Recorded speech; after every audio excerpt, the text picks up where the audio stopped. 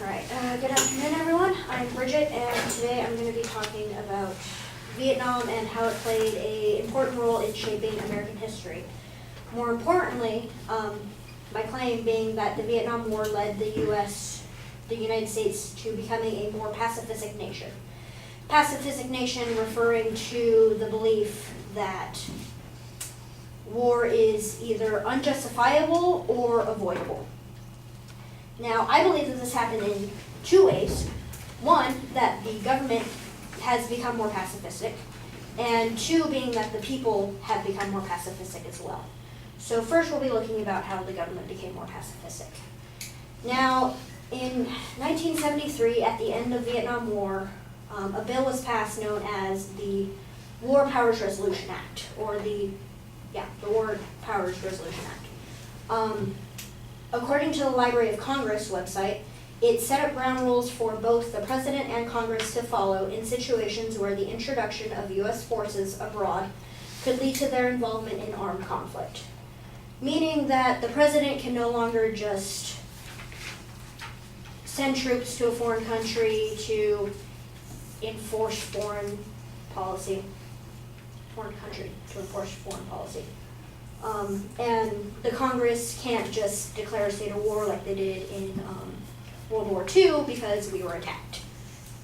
Congress and the President now have to come together, and they have to lay out all these ground rules, and there's rules of conduct to follow according to the War Powers Resolution Act.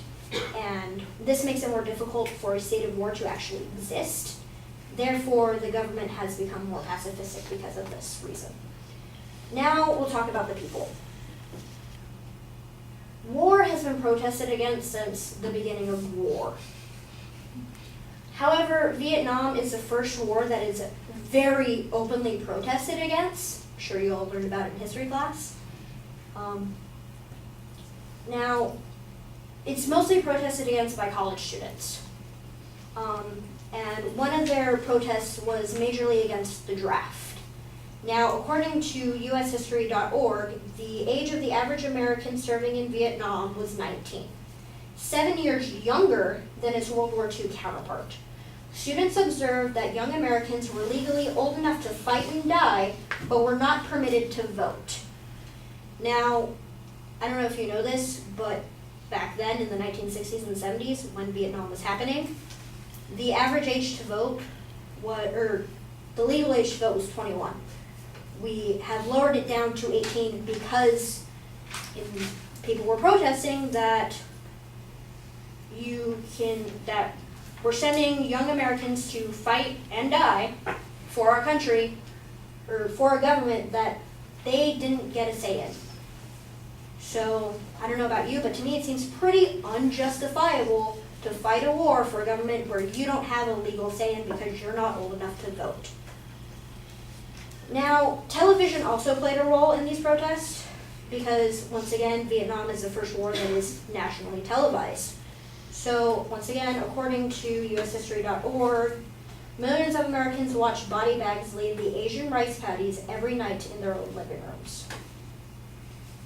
I don't know about you, but even watching the news now, seeing our own Americans in body bags makes me not want to fight a war. It makes me not believe in war because I don't like seeing my countrymen die for any reasoning whatsoever. So, in conclusion, the War Powers Resolution Act of 1973 has made the government more pacifistic, and protests during the 1960s and 70s have led to the American people becoming more pacifistic. Therefore, the Vietnam War led the U.S. in general to becoming a more pacifist nation. Thank you.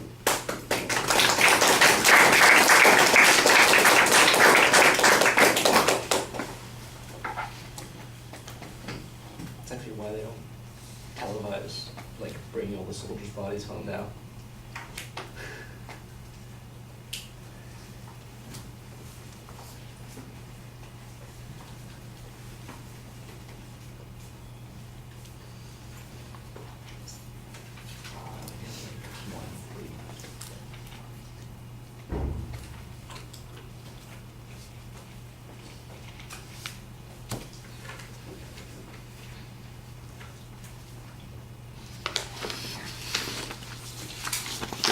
Okay, the proposition's labeled, the contents are previewed. I'm not exactly sure there's a controversy concerning people's lack of enthusiasm for war. I think most people recognize that war is not an attractive option and want to avoid it.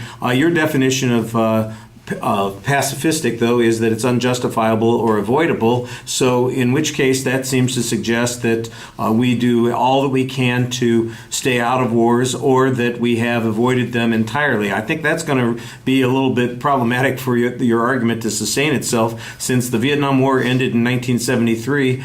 I would guess that we've had substantial military operations and things that people would classify as wars that seem to run contrary to your conclusion here. You need to demonstrate, for instance, that the War Powers Act has been utilized to rein in the power of the president. You suggest at one point that Congress can't declare a state of war. I don't think that that's exactly what the War Powers Act does, and so you want to make sure that you get that information correct. The notion that popular opinion against wars has changed because of the Vietnam War, I think there's probably good information to suggest that there was definitely an influence of the war on public opinion, and I think you probably are correct also in suggesting that that's one of the reasons that the voting age was changed. But I'm not sure that your ultimate inference that means that the U.S. therefore has become more pacifistic would be seen as being sustained by that. In fact, my guess would be that although the average age of service is probably changed to some degree, it's probably not by much, and we got rid of I won't say selective service, but the draft in 1971. So, you're talking about something that's, more than 40 years old, almost 50 years old at this particular point, and we've got 50 years of history that ought to be looked at as part of your argument here, and I don't see much development of that particular point. I thought you did a nice job speaking to the audience. There's a good summary at the end. I do think that you need to have, like I said, a little bit more information to confirm your points. Sometimes you've got some basic historical data, but the inferences that you're making from that data are awfully broad, and it probably would be a good idea to have some experts backing you up. All right, thank you.